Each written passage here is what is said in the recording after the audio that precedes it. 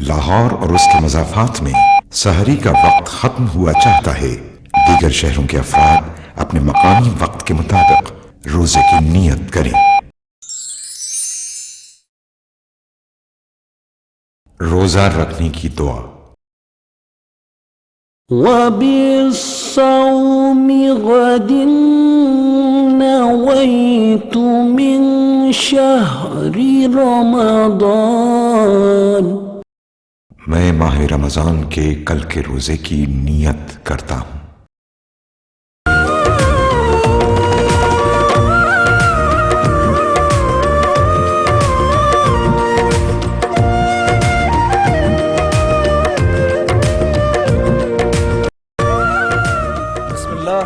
बिस्मिल्लाहिर्रहमानिर्रहीम नहमदुहु व नुसल्ली अला रसूलिहिल करीम।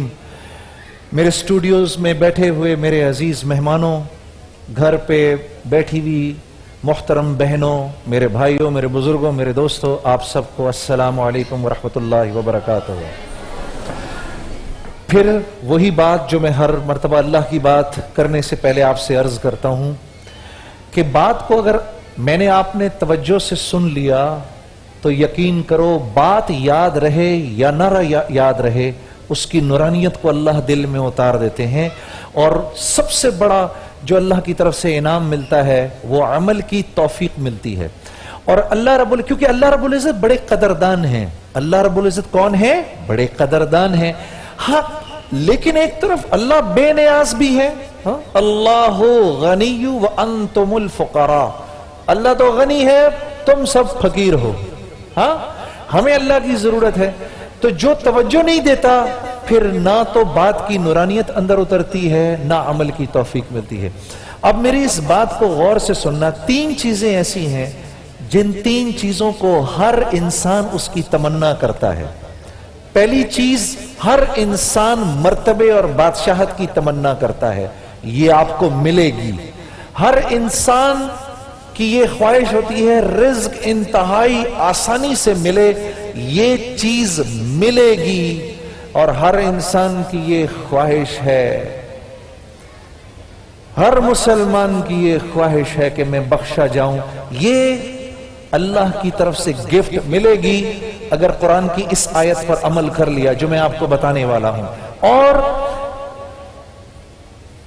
इतनी बड़ी कोई चीज भी नहीं है, अल्लाह वाले करते हैं, अल्लाह के दोस्त करते हैं। अल्लाह रब्बुल इज़्ज़त फरमा रहे हैं, गौर से सुनना, अल्लज़ीना युनफ़िक़ून फ़िस्सर्राइ वद्दर्राइ वल्काज़िमीनल ग़ैज़ वलआफ़ीना अनिन्नास वल्लाहु युहिब्बुल मुहसिनीन। ये कुरान की आयत है। क्या फरमा रहे हैं अल्लाह इसमें? वाह, आपका अपना दिल बाग बाग हो जाएगा मेरी इस बात को सुनकर कि अल्लाह रब्बुल इज़्ज़त फरमा रहे हैं, तेरे पास माल हो तब भी खर्च कर, ना हो तब भी खर्च कर। ये क्या बात हुई? माल हो तब भी खर्च कर, माल ना हो तब भी खर्च कर। माल है तो खर्च कर ताकि तेरे पास है और दे, और नहीं है तब भी खर्च कर ताकि नहीं है तो और दे। सहाबा कराम रिज़वानुल्लाह अलैहिम अजमईन का ये खासा था, नहीं होता था तो खर्च करते थे क्योंकि अल्लाह की तरफ से मिलता था। सैयदना अली करमल्लाहु वजहू का अजीब एक वाकया मेरे जहन में आ रहा है कि एक साइल आया तो पूछा कि घर में कुछ है? कहा 6 दिरहम है सिर्फ बच्चों के खाने के लिए। आपने फरमाया वो मुझे दे दो। वो 6 दिरहम लेकर उस साइल को दिए, बाहर निकले और बाहर निकलकर देखा एक आदमी ऊंट लेकर आ रहा है। पूछा कितने का है? कहा जी 120 दिरहम का। कहा मुझे अभी दे दो, तुम्हें थोड़ी देर में पैसे देता हूं। राजी? कहा जी राजी। जरा आगे गए, एक और आदमी मिला। उसने पूछा ये ऊंट बेचोगे? कहा जी बेचेंगे। कितने का? 180 दिरहम का। 180 दिरहम का ऊंट बेचा, जिसके 120 थे उसको वापस दिए। 60 दिरहम हसनैन रिज़वानुल्लाह अलैहिम अजमईन को दिए और कहा बेटा घर ले जाओ कि अल्लाह अपना कर्जा किसी पर नहीं रखता। 1 के 10 मिलते हैं। तब भी दो, और अगर चाहिए कि मेरे घर में आ जाए तब भी दो। शैतान कहता है, शैतान क्या करता है? हाय हाय, अश्शैतानु यइदुकुमुल फ़क्र। शैतान कहता है तू भूखा हो जाएगा, खाएगा किधर से? ہاں اللہ کہہ رہے ہیں تیرے پاس ہے نہیں ہے تو دے، کیونکہ میرے نبی کا ارشاد ہے، آپ نے اللہ کی قسم کھائی جو صدقہ دے گا اس کا مال کبھی ختم نہیں ہوگا۔ صحابہ کرام یہ کیا کرتے تھے، جب بالکل نہیں ہوتا تھا تب دیتے تھے۔ ایک دن اما عائشہ رضی اللہ تعالی عنہ گھر پہ تشریف فرما تھی، باہر سائل آ گیا، ایک انگور کا دانہ یا ایک روایت میں ایک کھجور گھر میں رکھی ہوئی تھی کھانے کے لیے، کچھ بھی نہیں تھا۔ باندی کو بولا یہ لے جا کر دے دے، اور یہ لے جا کر دے دے اور سننا وہ کیا کہہ رہا ہے۔ تو وہ جب لے جا کر دی تو انہوں نے کہا جی وہ کہہ رہا تھا اللہ آپ کو بہت جزائے خیر دے، تو زبان سے اس وقت یہ جملے نکلے کہ انما نطعمکم لوجہ اللہ لا نرید منکم جزاء ولا شکورا، ہم تو اللہ کے لیے کھلاتے ہیں، ہمیں نہ تمہارا شکریہ چاہیے نہ ہمیں تمہاری طرف سے کوئی جزا چاہیے۔ دوسری بات، والکاظمین الغیظ، غصے کو قابو کر لیا کرو۔ ایک بار سب بول دو یہ ہم نہیں کر سکتے، تاکہ میرا بھی دل خوش ہو جائے کہ میں پاکستانی بیٹھا ہوا ہوں۔ بول دو یہ نہیں کر سکتے ہم، تاکہ میں باتیں اور کوئی شروع کر دوں۔ کر سکتے ہیں؟ نہیں کر سکتے، بولو یہ نہیں کر سکتے۔ غصہ نہیں قابو کر سکتے، ہماری ناک کٹ جائے گی، کہہ دو یہ کر سکتے ہیں۔ جس نے غصے کو قابو کر لیا اس سے بڑا بہادر کوئی نہیں۔ ٹھیک ہے جی، یہ جو انکل گھر پہ بیوی کو ڈانٹتے ہیں سر، بہت دکھ کی بات ہے، بہت افسوس کی بات ہے۔ ادھر جتنے بیٹھے ہوئے نا میں دیکھ رہا ہوں، میں بھی بتا سکتا ہوں یہ بیوی کو ڈانٹتا ہے، یہ بیوی کو ڈانٹتا ہے، یہ بیوی کو ڈانٹتا ہے۔ والکاظمین الغیظ، سیدنا زین العابدین وضو فرما رہے تھے، باندی پانی لائی، گرم تھا، ہاتھ میں دینے کے بجائے یہاں ڈال دیا جس سے ہاتھ جل گیا۔ ایسے آپ نے غصے کی حالت میں یوں پر دیکھا، اس زمانے کی باندیاں بھی اللہ والیاں تھیں، ایک دم اس کے منہ سے نکلا والکاظمین الغیظ۔ تو سیدنا زین العابدین ایک دم اللہ کی بات سن کر کانپ گئے، فوراً غصہ ہرن ہو گیا۔ تو آپ نے فوراً فرمایا میں نے غصہ قابو کر لیا، میں اللہ کی پناہ مانگتا ہوں کہ اس وقت تجھ پر غصہ کروں۔ وہ بھی اللہ کی بندی تیز تھی، فوراً بولی والعافین عن الناس، اور لوگوں کو معاف کر دیتے ہیں۔ آپ نے فوراً فرمایا جا تجھ کو آزاد کیا۔ تو یہ ہے غصہ آئے فوراً وضو کر لو، غصہ آئے فوراً وضو کر لو۔ کھڑے ہوئے ہو، سیدنا ابو ذر غفاری فرماتے ہیں میں نے اپنے حبیب حضرت محمد صلی اللہ علیہ وسلم سے یہ بات سنی، غصہ آئے وضو کر لو، کیونکہ غصہ آگ ہے اور غصہ پانی سے ٹھنڈا ہو جاتا ہے۔ غصہ آئے، کھڑے ہو تو بیٹھ جاؤ، بیٹھے ہو تو لیٹ جاؤ، تھوڑی دیر کے لیے قابو کر لو۔ یقین کرو یہ وہ گھونٹ ہے جس کا پینا اللہ کو سب سے زیادہ پسند ہے۔ آپ نہیں چاہتے کہ اللہ ہم پر غصہ نہ کرے؟ یہ دوسرا کام۔ تیسرا کام کیا ہے؟ والعافین عن الناس، لوگوں کو معاف کر دینا۔ اس پر تو بول دو یہ ہم نہیں کر سکتے، ہاں میرا بھی دل خوش کرو۔ نہیں کر سکتے نا، لوگوں کو بولو معاف نہیں کر سکتے، تاکہ مجھے لگے کہ میں واقعی اپنے ملک میں بیٹھا ہوں۔ کر سکتے ہیں؟ نہیں کر سکتے۔ کر سکتے ہیں بھائی جان؟ نہیں کر سکتے۔ شاباش، وہ بیٹھا ہوا ہے، وہ کہہ رہا ہے میں نہیں کر سکتا معاف، میری ناک بہت بڑی ہے میں نہیں کر سکتا۔ اس ناک کو تو کٹوائی دو ظالم کو۔ ہاں، جو یہ تین کام کرے گا، اپنے پاس ہو نہ ہو خرچ کرے، غصے کو قابو کرے۔ حضرت امیر معاویہ رضی اللہ تعالیٰ عنہ فرمایا کرتے تھے میں لوگوں کو اتنا معاف کر کے مجھے لوگوں کو اتنی خوشی ہوتی ہے کہ مجھے اس بات کا ڈر ہے کہ کہیں اللہ مجھ سے اس کا اجر نہ چھین لے۔ لوگوں کو معاف کیا کرو، کرو گے نا انشاءاللہ؟ غصے کو قابو میں رکھو گے نا؟ تھوڑا ہو زیادہ ہو خرچ کرو گے نا؟ اللہ آپ کو مرتبہ دے گا، اللہ رب العزت بغیر اسباب کے آپ کو رزق دے گا اور لوگ آپ کی عزت کریں گے۔ اچھا میرے دوستو، عبد القادر صاحب فیصل آباد سے فرما رہے ہیں میں تاجر ہوں، میں چاہتا ہوں کہ میرا کاروبار نفع بخش ہو، کوئی وظیفہ بتائیں۔ تو یہ فجر کی نماز کے بعد پڑھیں یا نافع 100 مرتبہ، اللہ رب العزت آپ کو آپ کے کاروبار میں نفع عطا فرمائیں گے یا نافع، اے نفع پہنچانے والے۔ بھائی عبدالغفار صاحب سکھر سے لکھ رہے ہیں میری 5 بیٹیاں ہیں اور معاشی حالت بہت ابتر ہے، کوئی وظیفہ بتائیں۔ اس کے لیے میری یہ گزارش ہے روزانہ گھر میں سورہ واقعہ کا اہتمام ہو، اور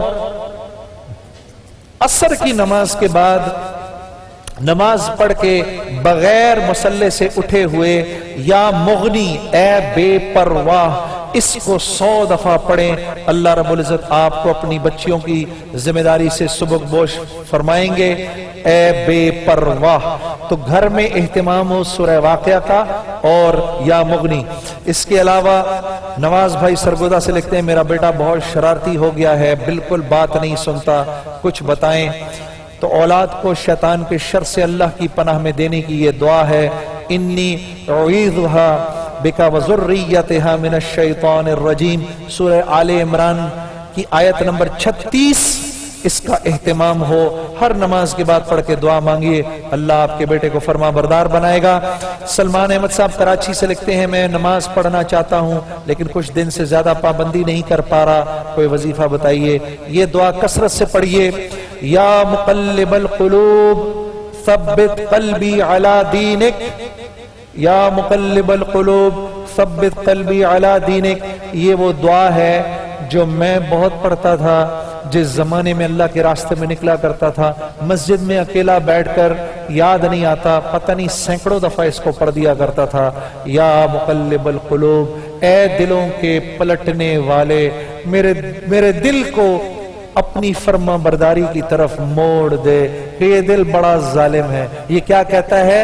میرا دل نہیں کر رہا۔ کیا کہتا ہے؟ میرا دل نہیں کر رہا۔ یہ ظالم مروائے گا ہمیں سب کو، ہاں؟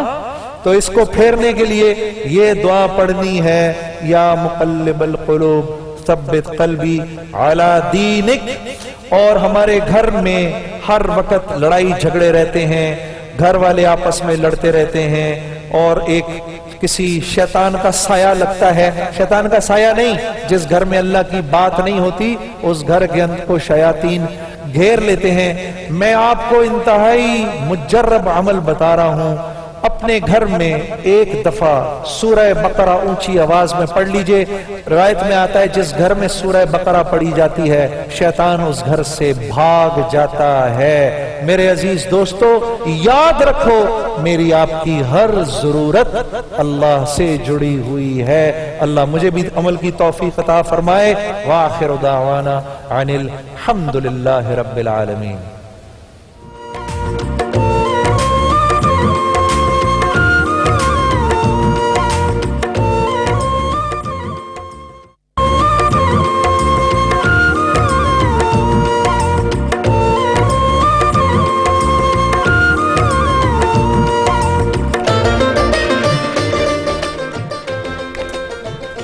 روزہ رکھائی کا سیگمنٹ آ گیا ہے بھائی، روزہ رکھائی کا سیگمنٹ آ گیا ہے بھائی۔ یہ تو اچھا شعر بن گیا پورا۔ روزہ رکھائی کا سیگمنٹ آ گیا ہے بھائی۔ کیسا شعر بنایا میں نے، میں شاعر بھی ہو گیا ہوں، ٹرانسمیشن کرتے کرتے میں شاعر ہو گیا۔ السلام علیکم، کیا حال ہے ma'am? How are you? I am fine. How was your day? Sunday Sunday. تم آئی کیوں نہیں تھی دوپہر میں؟ کیوں نہیں آئی؟ میں اپنی نانی کے گھر گئی ہوئی تھی۔ کل آؤ گی؟ جھولا روکو بھائی، جھولا بڑا ٹارچر ہے، جھولے کو روک دو۔ ہاں ہاں میں تو کل لاؤں گی۔ کل آؤ گی؟ اچھا، تم نے مجھ سے نمبر کیوں مانگا تھا کل ٹیلی فون کا؟ کیونکہ مجھے آپ سے بات کرنی تھی کیا بات کرنی تھی؟ کہ میں اگلے سال آ سکتی ہوں۔ اگلے سال؟ اتنی ایڈوانس پلاننگ تو ہم نے بھی نہیں کی، اگلے سال آنے کا پلان بنا لیا ابھی سے۔ روزہ رکھائی کی ایڈوانس بکنگ کا باقاعدہ آغاز ہو گیا ہے، اگلے سال کا ایک بچہ بک ہو گیا ہے ابھی سے۔ آپ لوگ رابطہ کر سکتے ہیں سیف کے نمبر پہ۔ اچھا بھائی، ہیں؟ میں بھی آؤں گی۔ 2 بچے ہو گئے بھائی، میں بھی آؤں گی۔ 3 سارے ہی آئیں گے اس طرح تو بھائی۔ اچھا بھائی، تو کوئی دیکھ ویکھ بھی رہا ہے شان رمضان، یا بس جب آتے ہو تبھی دیکھتے ہو؟ دیکھتے ہیں؟ میں کیسے یقین کر لوں بھائی؟ یہ بتا، آپ بولتے ہیں نا مجھے انکل نہ بولا کرو، مجھے بھائی بولا کرو، ابھی میری انکل بننے کی عمر تھوڑی ہے۔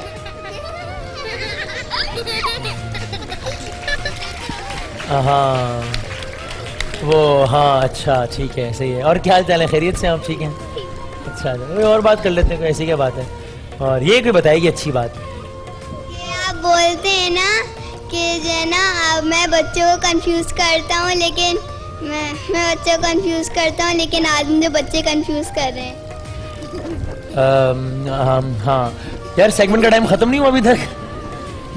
اچھا ابھی بھی 3 منٹ باقی ہیں, ختم نہیں ہو رہا سیگمنٹ. اچھا بھائی یہ دیکھو کتنا اچھا ڈریس پہن کر آیا. السلام علیکم بھائی, کھڑے تو ہو جاؤ تاکہ سب دیکھیں نا آپ کو.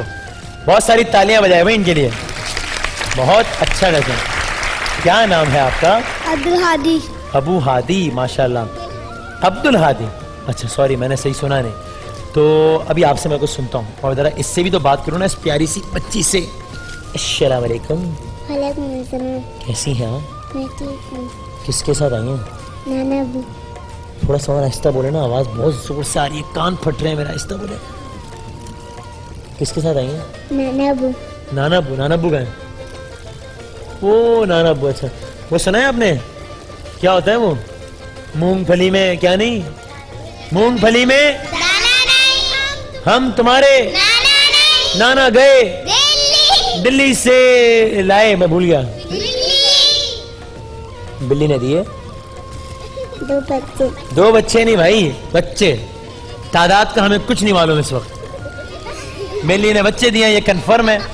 تعداد کے حوالے سے تحقیقات جاری ہیں. اچھا بھائی آپ کی ہم نعت سے جائیں گے بریک پہ, اور پھر افطار میں کریں گے ذرا باتیں. افطار میں میں آپ لوگوں کو نہیں باتیں کرنے دوں گا, میں سٹوری سناؤں گا. بڑی زبردست سٹوری ہے, منکیز کی سٹوری ہے. منکیز کی. منکیز کو اردو میں کیا کہتے ہیں؟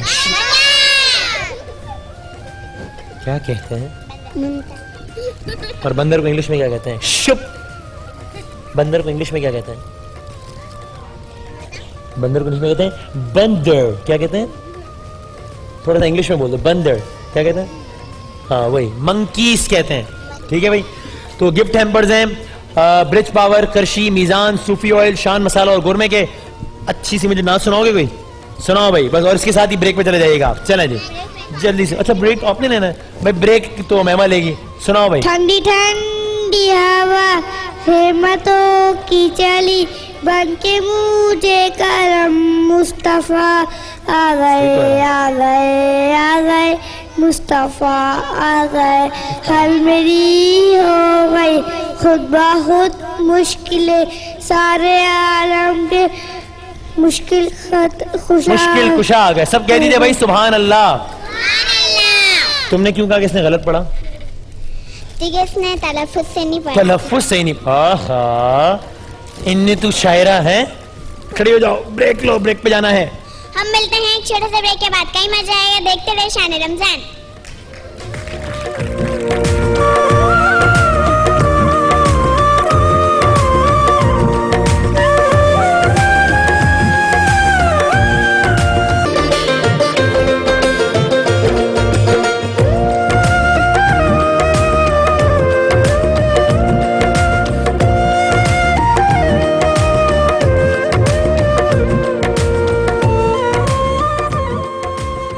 اللہ الرحمن الرحیم نحمدہ ونصلی علی رسولہ الکریم. قابل احترام بھائیوں, دوستوں, گھروں پہ بیٹھی ہوئی بہنوں, اللہ آپ حضرات کو تمام کو جزائے خیر دے.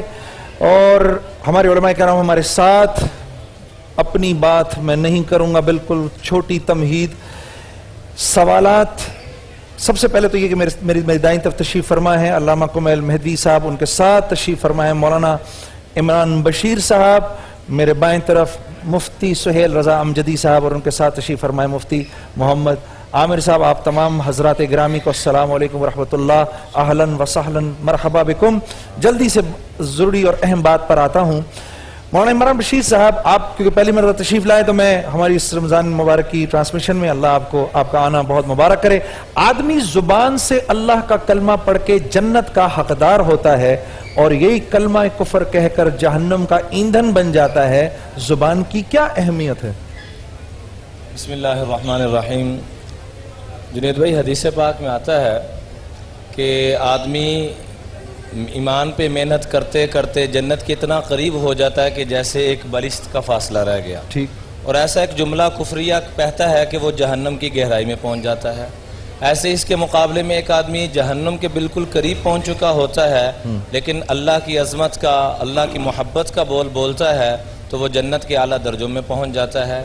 رہا زبان کی اہمیت کا معاملہ تو نبی کریم صلی اللہ علیہ وسلم نے معاذ بن جبل رضی اللہ تعالیٰ عنہ کو جب یمن جا رہے تھے لمبی چوڑی ہدایات دیں اور آخر میں فرمایا یوں زبان پکڑ کے، بے شک یوں زبان پکڑ کے کہ معاذ یہ اتنے گھنٹوں کی جو بات کی ہے الا ادلک بملاکی ھذا کلی، کہ اے معاذ کیا میں تمہیں ساری دین کا، ساری باتوں کا خلاصہ نہ بتاؤں؟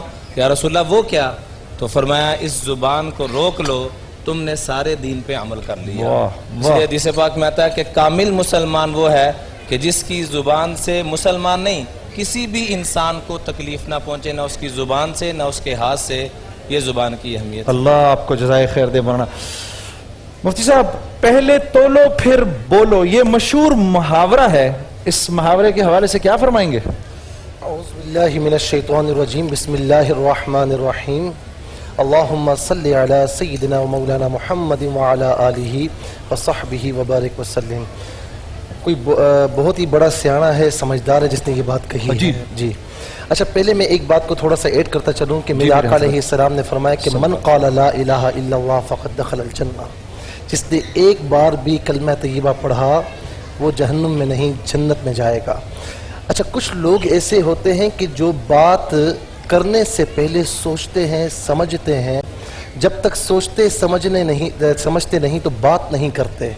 اسی لیے کہتے ہیں کہ خاموشی بھی زیور ہے. اگر تمہیں بولنا آتا ہے، صحیح بولنا آتا ہے تو بولو، ورنہ نہ بولو، خاموش نہ ہو.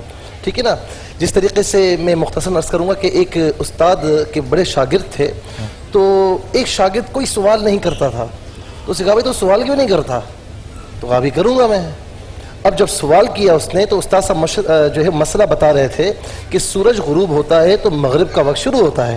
تو شاگرد صاحب نے کہا کہ حضور سوال یہ ہے کہ سورج غروب ہی نہ ہو. تو فرمایا تو خاموش بیٹھا کر، تو سوال نہیں کیا کر. اچھا. تو کچھ لوگ ایسے ہوتے ہیں کہ جو سوچ کر بولتے ہیں، کچھ لوگ ایسے ہوتے ہیں کہ جو بول کر سوچتے ہیں. عجیب. اور کچھ لوگ ایسے بھی بد نصیب ہوتے ہیں کہ جو بول کر بھی نہیں سوچتے ہیں. ہاں، کیا کہا ہے انہوں نے؟ اچھا، حضور نبی کریم علیہ الصلوۃ والسلام نے فرمایا جب صبح ہوتی ہے تو تمام اعضاء زبان کو کہتے ہیں کہ تو صحیح رہنا. اگر تو صحیح رہے گی تو ہم بھی صحیح رہیں گے، اور تو صحیح نہ رہی تو ہم بھی صحیح نہیں رہیں گے، ہم بھی مارے جائیں گے. عجیب. تو یہ زبان ایسی ہے کہ بہت سے لوگ بے سوچے سمجھے اپنی زبانوں سے نکال دیتے ہیں.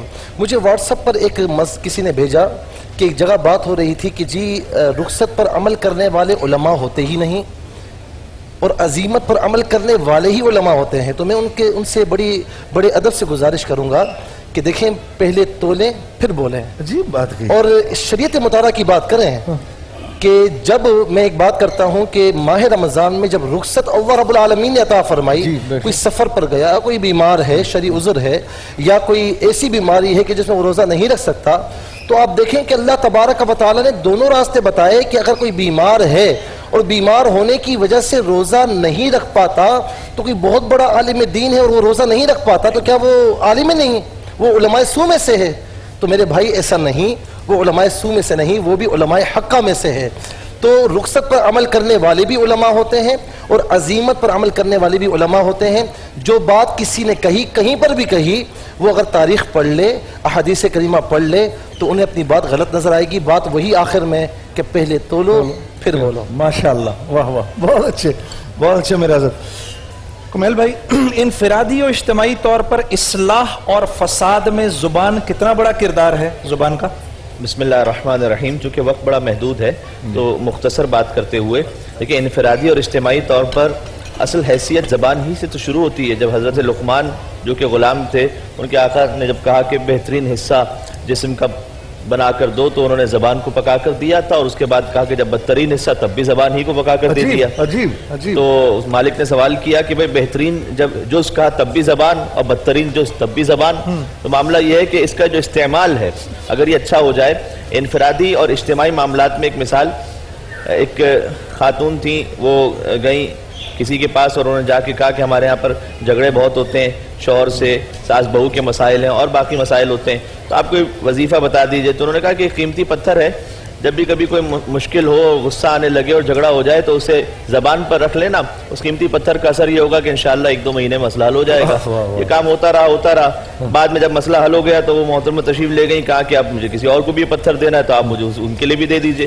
اب وہ نہ قیمتی کو پتھر تھا نہ اس کی کوئی اپنی حیثیت تھی. یہ تو اس لیے تھا کہ جب جھگڑا ہو، جب غصے میں آ جاؤ تو زبان پر رکھ لو اور چپ رہ سکو. جو چپ رہنا بہت مرتبہ بہت بڑی بڑی پریشانیوں کو حل کر دیا کرتا ہے. ہمارے یہاں پر جوانوں کے ساتھ بھی ایک بڑا مسئلہ یہ ہے کہ وہ سمجھتے ان کی سائیکالوجی ایسی بن گئی ہے کہ فائنل ورڈ میرا ہو، آخری جملہ میں کہوں اسے، نہیں تو میری ناک کٹ جائے گی، ورنہ تو جو ہے وہ میری ایسی، یعنی وہ اس بات کو سمجھ ہی نہیں پاتے کہ اگر تو نے اس وقت ضبط کر لیا تو یہ جو ایک مرتبہ کا ضبط کرنا ہے، نہیں معلوم اللہ سبحانہ وتعالیٰ کتنی مرتبہ تجھے اور جو کمال نصیب فرما دے. ماشاءاللہ میرے حضرت بہت اچھے. مفتی عامر صاحب، زبان کے ساتھ عمل کس حد تک اہمیت کا حامل ہے؟ بسم اللہ الرحمن الرحیم. بہت شکریہ.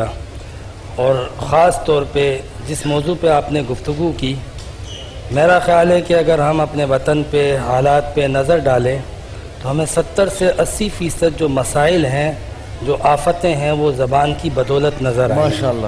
بہت زیادہ زبان کے معاملے میں بے احتیاطی کی جاتی ہے.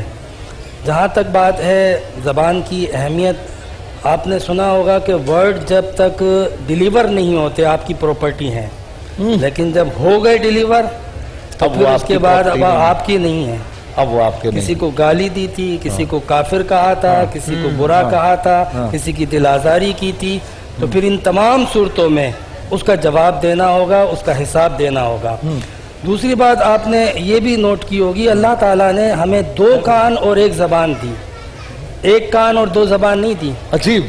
یہ آپ دیکھیں، یعنی سنا زیادہ جائے اور بک بک کم کی جائے، لیکن ہم الٹا کرتے ہیں، سنتے ہی نہیں ہیں اور بولے جاتے ہیں، معاملہ ختم ہی نہیں ہوتا. میری ناک جو کٹ جائے گی حضرت، میں ناک کا کیا کروں؟ حضرت علی رضی اللہ تعالیٰ عنہ کا فرمان ہے، جراحات السنان لہل تیام ولا یلتام ما جرح اللسان. اگر کسی کو نیزے سے بھی مارا جائے نا، اس کا گھاؤ بھر جائے گا، مگر زبان کی مار وہ مار ہے کہ جس کا گھاؤ نہیں بھرتا. آپ کسی مومن کا دل توڑ سکتے ہیں، آپ کسی کو برا بھلا کہہ کر آخرت اور ہمیشہ کے لیے جہنم کے حقدار ہو سکتے ہیں، آپ کسی کی بے حرمتی کر سکتے ہیں. تو زبان تو ایک ایسی چیز ہے کہ اگر ہم دیکھیں تو ہمارے بزرگوں نے، اولیاء نے، اسلام نے اس چیز کی طرف بڑی توجہ دلائی، بڑی اہمیت دلائی. اور آپ یہاں تک دیکھیں کہ حضرت ابوبکر صدیق رضی اللہ تعالیٰ عنہ اپنے منہ میں پتھر رکھا کرتے تھے تھوڑی دیر کے لیے، اور تعلیم امت کے لیے، کیونکہ یہ وہ ہستی ہیں کہ جب بولتے حق بولتے، سچ بولتے، لوگوں کا دل نہیں توڑتے تھے، جوڑتے تھے. لیکن ہماری تعلیم کے لیے کہ یہ زبان اس کو سنبھالنا ہے، یہ پھسل گئی تو بندہ پھسل سکتا ہے، تو اس لیے انہوں نے یہ تعلیم دی. اب مقصد یہ نہیں ہے کہ آدمی دکھانے کے لیے تو منہ میں پتھر رکھے کہ کہے کہ ابو بکر کی سنت ہے اور اس کے بعد وہی پتھر لوگوں پہ برسائے. تو یہ چیزیں بھی نوٹ کرنی چاہیے. اولیاء اکرام باقاعدہ یہ بات درج کرتے ہیں، کم گفتن کم خوردن کم خفتن، یعنی کامیابی کا اور تقوی کا راز کم بولنا، کم سونا اور کم کھانا. یہ 3 چیزیں کامیابی کا راز ہیں.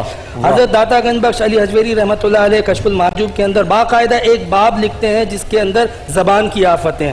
حضرت امام غزالی رحمۃ اللہ علیہ اپنی احیاء علوم کے اندر باقاعدہ کئی صفحات پر مشتمل ایک باب باندھتے ہیں جس میں زبان کی آفتیں اور مصیبتیں بتاتے ہیں. اسی طرح حضرت شیخ عبد القادر جیلانی رحمۃ اللہ علیہ غنیۃ الطالبین کے اندر پورا ایک چیپٹر زبان کی آفت اور مصیبت پر باقاعدہ. تو یہ جو بڑے بڑے اولیاء اکرام نے جو اتنی تاکید کی، اس کی اہمیت بتائی، دور حاضر میں ہم دیکھیں کہ اللہ نے یہ نعمت دی ہے، یہ اللہ کے ذکر میں ہو، اللہ تبارک و تعالیٰ کی حمد و ثنا میں ہو، اللہ کے محبوب کی تعریف میں ہو، اللہ کے نیک لوگوں کی غیبت کرنے کے بجائے، برائی کرنے کے بجائے، اور مومنوں کو کافر اور فاسق اور فاجر قرار دینے کے بجائے ان کے دل جوڑنے کے لیے استعمال ہو، تو اس نعمت کا حق ادا ہوگا. آپ کچھ فرمائیں؟ جی جب علماء بات کرتے ہیں مفتیان تو نکات سامنے آتے ہیں ماشاءاللہ. ماشاءاللہ. ایک بزرگ کی اپنی بیوی سے نہیں بنتی تھی, بیوی بہت تنگ کرتی تھی ان کو, تو بیچ میں لگانے بجھانے والے بھی ہوتے ہیں, زخموں پر مرہم رکھنے والے تو کم ہوتے ہیں, نمک چھڑکنے والے زیادہ ہوتے ہیں. تو ایک شخص آ گیا, حضور آپ کی بیوی نے آپ کے ساتھ یہ کیا وہ کیا. کہا کہ نہیں, میں اس کی غیر موجودگی میں اگر بات کروں گا تو غیبت ہو جائے گی. اس کے بعد طلاق ہو گئی. پھر وہ آیا کہ حضور اب تو بتائیے, تو فرمایا کہ اب تو وہ غیر ہو چکی ہے. عجیب عجیب عجیب عجیب. تو مولانا عمران صاحب پھر کیا کیا جائے, اس کی روک کا کچھ بتائیں, اس کو کیسے روکا جائے, اس کو کیا کیا جائے؟ ابو دجانہ رضی اللہ تعالیٰ عنہ ایک بڑے مشہور صحابی ہیں, یہ چند صحابہ میں سے ہیں رضوان اللہ اجمعین میں سے, کہ جنہوں نے بدر سے لے کر حجۃ الوداع تک سارے غزوات میں شرکت کی.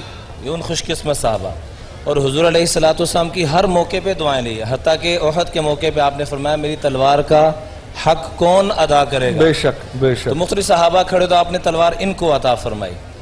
لمبی بات ہے. تو جب ان سے کو آ کے پوچھتا کہ آپ کے کاغذوں میں سب سے اعلیٰ عمل کون سا ہے, تو کوئی سوچتا یہ بتائیں گے کہ بدر کا ٹائٹل ان کے پاس موجود ہے, صحابی ہونے کا, احد کا, فلاں فلاں فلاں. ان میں سے کسی کا ذکر نہ فرماتے, دو باتوں کا ذکر فرماتے. پہلی بات, ما آذیت احدم بلسانی, آج تک میری زبان سے کبھی کسی کو تکلیف نہیں پہنچی. اللہ اکبر. اور میرے دل میں کسی کے لیے کینہ نہیں ہے.